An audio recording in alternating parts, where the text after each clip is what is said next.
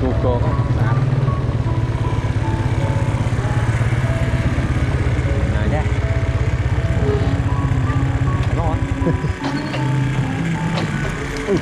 ngon đấy hơi ngon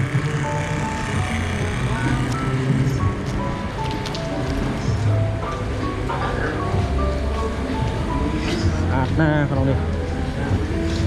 nè mà hai nhà bong ôn với tất view nó thế chứ thì luôn tới sầm manh nhìn rừng lối cái lại người ta đi ăn không may rồi sao mà cái vô mà áo thì mình vô đó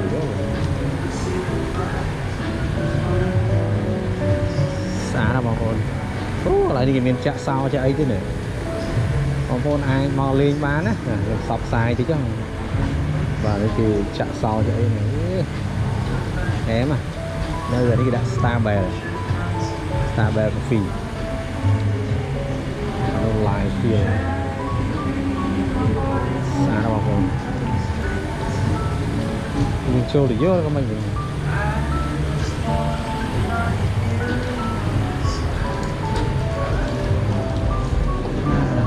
ở đây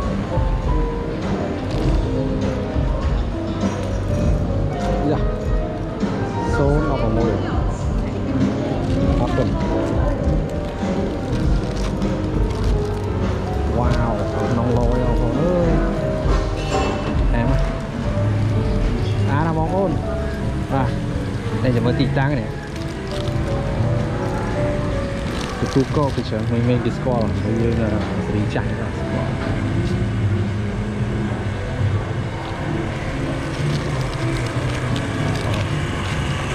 นี่เลยโชว์เดี๋ยวบอกว่าบัดcameraยังจนก็ยังดักให้ตื่นแต่มันต้องทุกโกงนะนี่เลยโชว์เดี๋ยวบอกว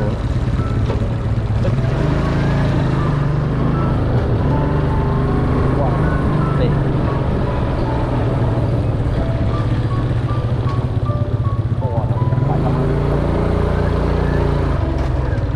ล้างไปน้ำlàm vì làm quan lợi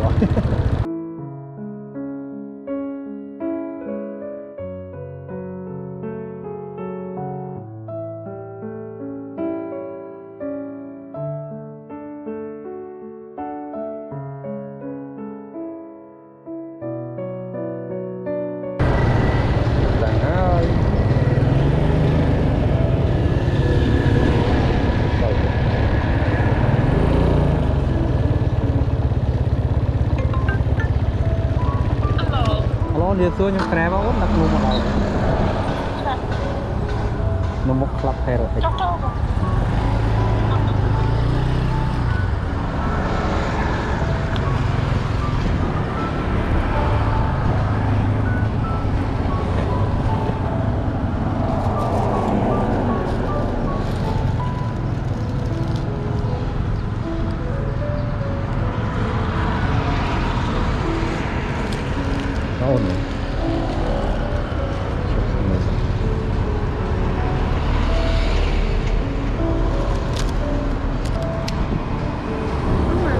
Đi mến còn muội rồi.